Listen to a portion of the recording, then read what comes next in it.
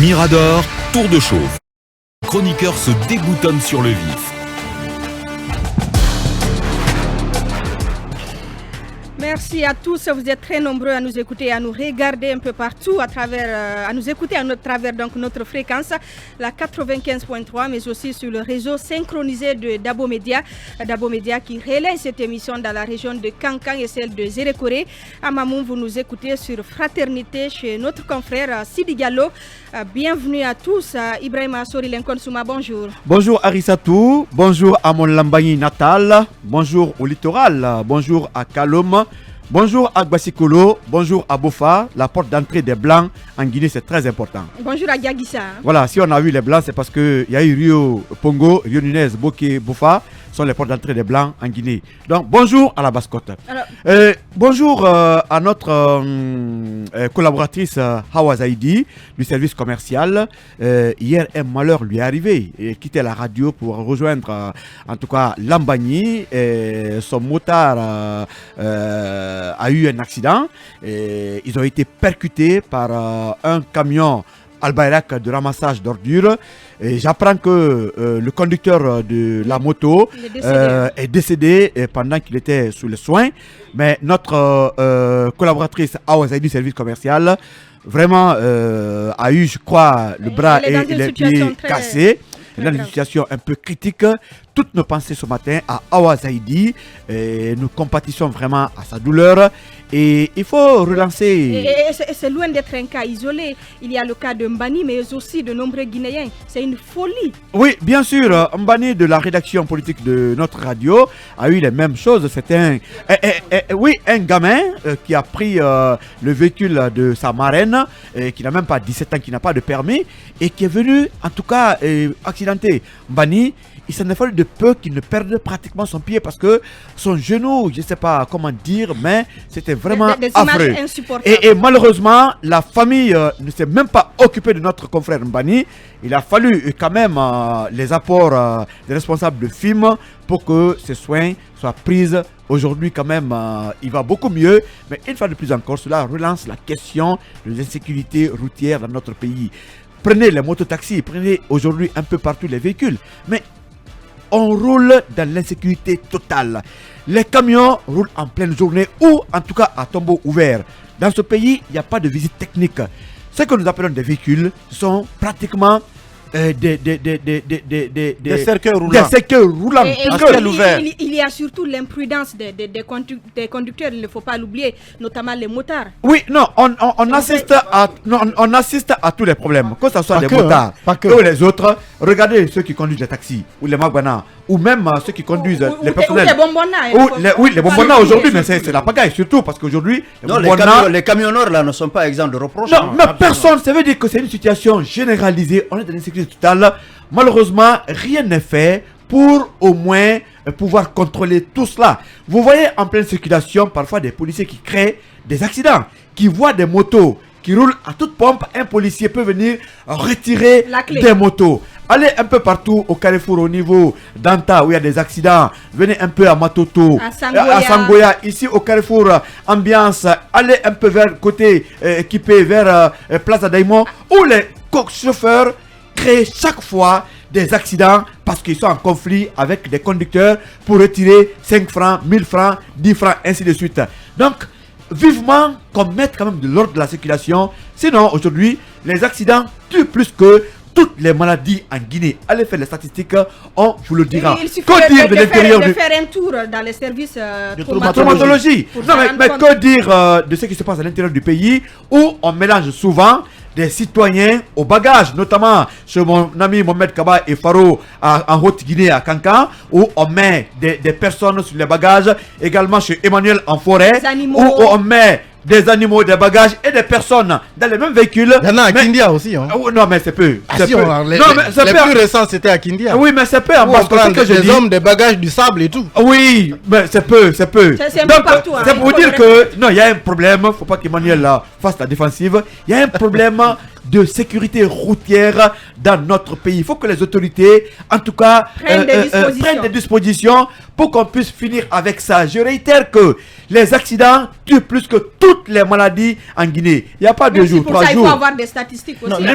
non, il y en a, c'est clair, en fait, franchement parlant. En fait, c'est que ce qu'il entend dire, c'est très important. Il y a trop d'indiscipline, trop de désordre dans la circulation.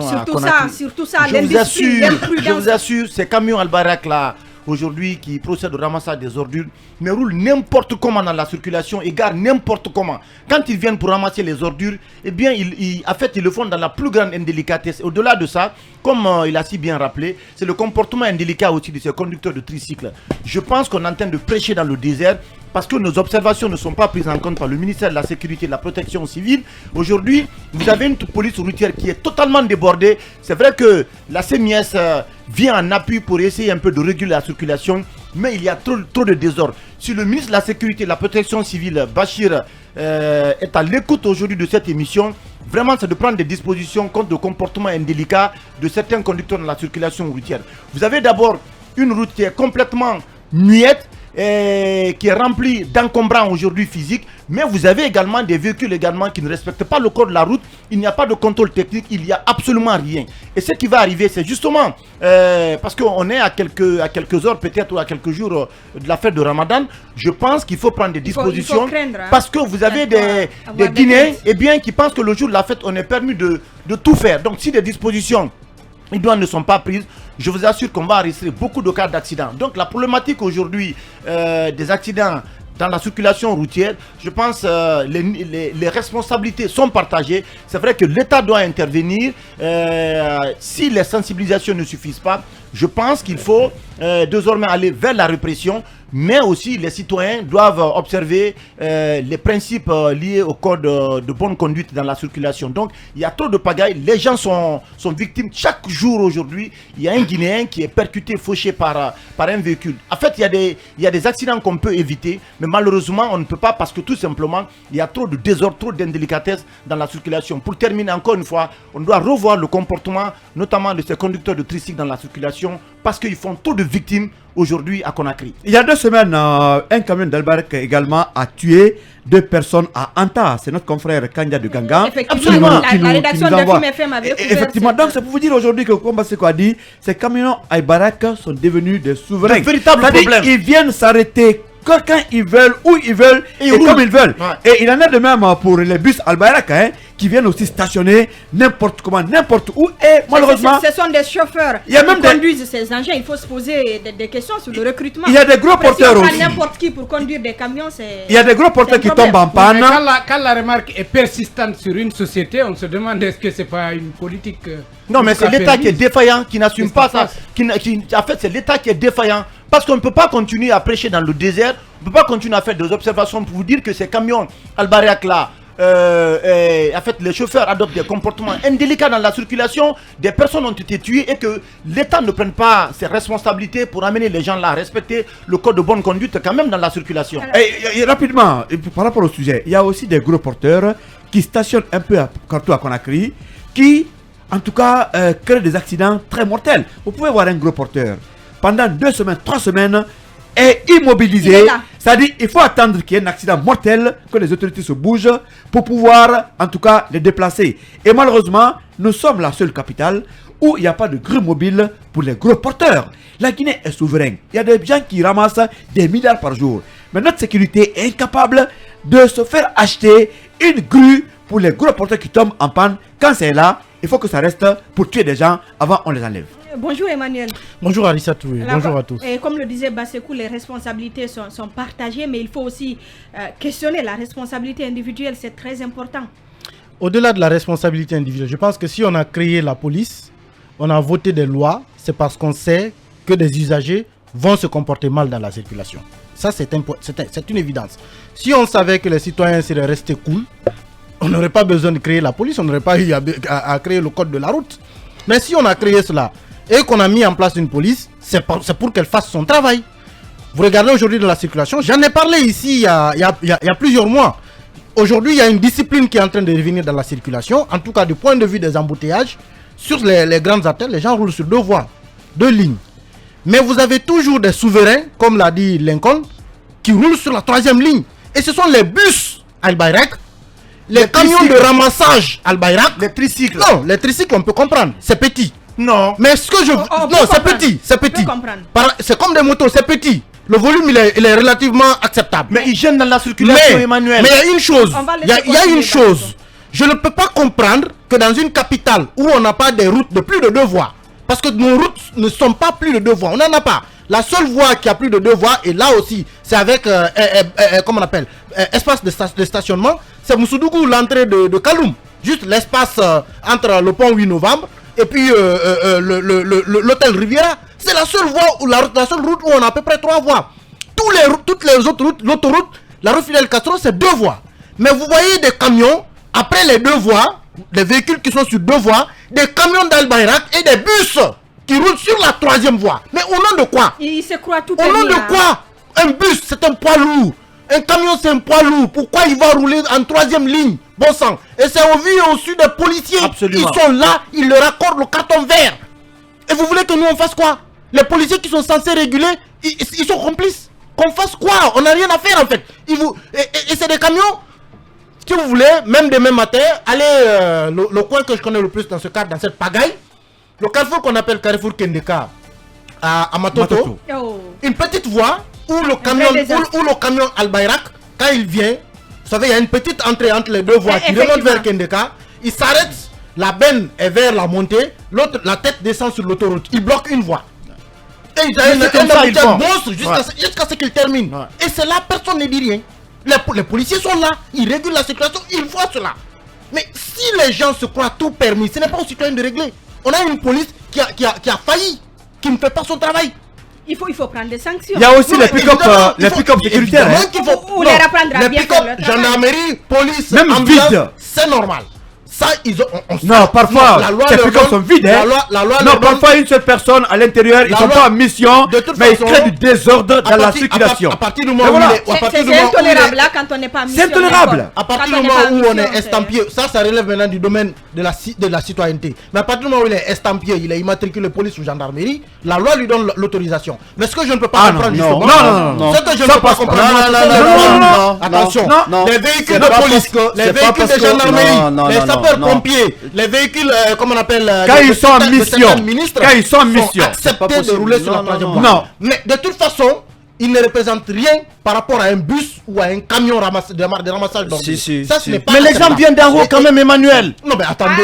Allez-y, il y a une loi qui réglemente cela quand même. Moi, je suis républicain. Il n'y a pas de loi par rapport à ça. Si la loi n'a pas été précise, et pour dire par exemple, il faut que vous soyez en mission, qu'est-ce qui vous dit que celui qui est dans le véhicule n'est pas en mission? Il ne peut pas faire le désordre dans la circulation. Malheureusement, la loi. Il ne peut pas faire le désordre dans la circulation, Emmanuel. J'ai dit que moi, je suis républicain. Je dis ce que la loi défend. La loi leur donne l'autorisation et la loi ne dit pas. Non, on est anarchiste. Comment on peut reconnaître un policier en mission ou pas? Comment le reconnaître? Il est dans sa tenue, il est dans une voiture, il est seul. Qui vous dit qu'il est en mission, il n'est pas en mission? On n'a aucune possibilité de le savoir. Moi, je te pose une question toute simple. Non, je ne suis pas là pour répondre. Non, je te pose une question toute simple. Combien de responsables de la police ou de la gendarmerie qui ont des véhicules comme ça peuvent donner l'autorisation à un agent, disons, pour faire des courses personnelles? Tu n'intègres pas cet aspect-là? Tu n'imagines pas cet aspect-là? Il y a plein de gens, dès qu'ils sont à une certaine position, ils se croient tout permis, prend le véhicule, là, fait ceci, fait cela, ils font des courses personnelles. Et c'est ce genre de personnes, généralement, que vous voyez seuls à bord d'un véhicule, en train de créer la pagaille dans la circulation. L'autre chose à évoquer dans cette grosse pagaille, c'est l'inertie de l'inspection de la police. Qu'est-ce que ce service-là fait? Parce que ce que nous constatons tous les jours dans la circulation, autant que nous sommes ici, il suffit que nous bougions d'un point A à un point B, nous constatons cette anarchie. Comment se fait-il que les services de l'inspection, eux, ne le savent pas? C'est un problème, c'est un service qui... Ils le savent. C'est un service qui... Non, ils font semblant. Ils ne le savent pas à partir du moment où... Ils sont complices. Ils font semblant de ne pas savoir. Aucune mesure n'est prise, ils sont complices. Parce que leurs agents sur le terrain parfois prennent de l'argent. Alors, le problème, c'est justement ce service-là. Il faut qu'on réaménage ce service, qu'on lui assigne des résultats à atteindre par rapport à la régularisation de cette situation. Sinon, ils sont là pour rien, ils sont payés et entretenus pour rien. Bonjour, nous. Bonjour, je pense que l'essentiel a été dit à ce niveau. Je présente mes condoléances à la famille du jeune conducteur du taxi-moto défunt et je souhaite prompt rétablissement à votre collègue. Je trouve que c'est vraiment condamnable, c'est à dénoncer, mais vous l'avez suffisamment fait. Allez-y, Kaby. Bonjour Arissatou. Je pense qu'il s'agit là de l'accidentalité routière. Et les raisons sont simples. Hein. C'est juste premièrement le fait que l'on ne respecte pas le code de route. Les gens font ce qu'ils veulent. Et d'ailleurs, parfois on l'ignore. Hein? Oui, absolument. On ne passe pas par les écoles. Si, absolument. Sans compter les routes qui sont muettes. Et il y a non, même. Moi, j'ai appris au village, hein, mais je suis.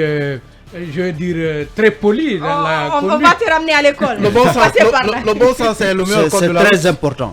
Ça, Vous savez, en avril 2021, on a suffisamment commenté la mort de Navigator, de l'artiste Navigator.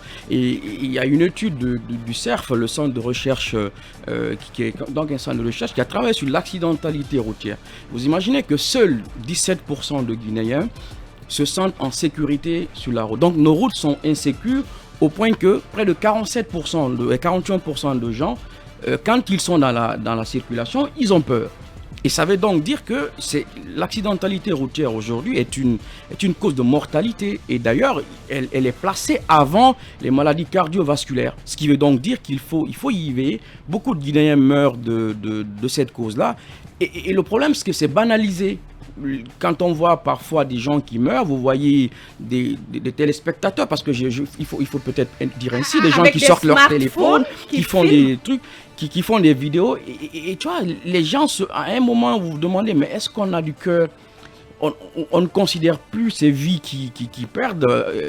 Awa, hier, elle a quitté le travail. Elle ne s'attendait jamais qu'elle serait percutée par un motard. Et puis, il y a vraiment un peu ces taxis-motos. Je disais l'autre jour qu'il y a une sorte de psychologie que ces gens-là ont. Ils ont l'impression qu'en roulant, que leur avenir et leur gain dépendent de la rapidité par laquelle ils partent. Donc, ils s'en foutent de ce qui peut arriver. Et la dernière fois qu'on a eu le ministre ici, on a rappelé que ces mototaxis, ces bonbonnas de Lincoln sont de véritables causes de mortalité en Guinée. Moi, personnellement, je n'ose plus rouler sur la route Amdallah parce que vous avez toutes les chances de faire percuter par ces gens. Les taxis, ils ont disparu. Ils ont disparu de ce trajet. On n'en trouve pas. Les bonbonnas ont pris cette route en otage. Mais ils se comportent très mal dans la circulation. Le ministère de la Sécurité, au niveau de la direction de la police routière, n'arrive pas à réglementer l'activité de ces gens-là. Moi, j'apprenais récemment par Aboubacar que sur la route Le Prince, qu'on a interdit, que les taximètres ont interdit que ces tricycles y partent parce qu'ils foutent le bordel. Ça c'est un autre problème, ça. Ils foutent le bordel parce et le ministère de la Sécurité... un taximètre n'a aucune autorité pour interdire à quelqu'un l'usage. C'est trop dangereux pour être là-bas. C'est l'illustration pour les tricycles, c'est trop dangereux. C'est trop dangereux. L'absence de l'autorité. Mais c'est trop dangereux. Exactement. Non, ce n'est pas parce que ce sont des motos ou des tricycles qu'on va leur interdire de rouler. Mais il y a là-bas. Mais si l'État est défaillant. Pourquoi justement? Mais Emmanuel, si l'État est défaillant, si l'État ne prend pas sa responsabilité, mais qu'est-ce que vous voulez? Mais il faut préserver nos vies. Je suis désolé, je suis d'accord. Le fait que l'on interdise préserver la vie de chacun, ça c'est normal.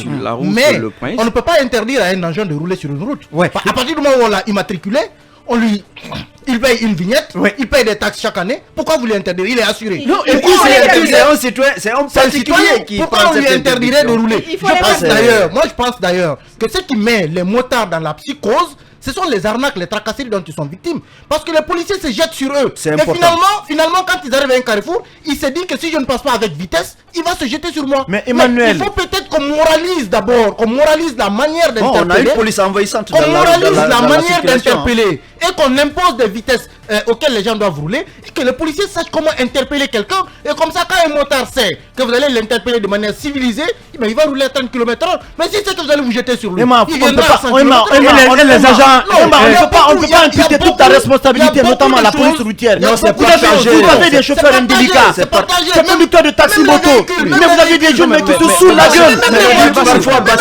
la gueule. L'indélicatesse des agents de la circulation, de la police routière, aggrave la situation que tu es en train de dénoncer. Et c'est que les chauffeurs de voitures, les chauffeurs sont aussi indisciplinés. Emmanuel. Et on a aujourd'hui une sorte d'impression qu'on s'est installé dans la tête comme quoi les motards sont envahissants et finalement on essaie de les coincer à tout bout de rue. Mais les gars, ils se cherchent dans la circulation. Les motards se cherchent. Quand on met mais ce n'est pas une raison, mais tu dois rouler comme ça, tombeau ouvert. Vous regardez, à ciel ouvert. Vous regardez, ce n'est pas une raison. Si la route est ouverte, il n'y a pas d'embouteillage, regardez comment roule un véhicule. Vous pouvez même pas traverser. On vous laisse même pas traverser. Même là où il y a des passages piétons, les véhicules ne ralentissent pas pour que vous traversez. C'est le comportement général de l'usager guinéen. Non, regardez, cette indiscipline, constatez là au niveau des feux de signalisation qui sont brûlés. Les gens viennent, ils voient le feu au rouge, ils foncent. Parce que tout simplement, il y a eu un dernier qui est passé juste avant que le feu ne soit rouge, mais ils ne prennent aucune précaution. Après, c'est 1, 2, 3, jusqu'à 5 véhicules qui viennent après, pendant que les autres sont rentrés. Personnellement, je pense que c'est plus une responsabilité individuelle. Et ce qui est pire dans ça, les agents de CMS qui viennent prêter main forte sont pires que les agents de la police routière. C'est pas leur travail. En termes d'arnaque, ils ne font pas leur travail. Allez au Carrefour Ambiance. Mais ce sont ces agents de la CMS là qui viennent réclamer de l'argent, en tout cas aux usagers. Leur travail, c'est venir juste réguler. C'est-à-dire s'arrêter voir, mais ils sont aujourd'hui plus que les agents de la police routière. Et là-bas, hier je l'ai dit, toutes les dames qui conduisent aujourd'hui sont victimes d'arnaque. On voit une femme au volant, on s'approche, on l'arrête même en pleine chaussée, et puis voilà, on demande l'argent. On espère que nous avons été largement compris. Notre tour de chauffe se poursuit.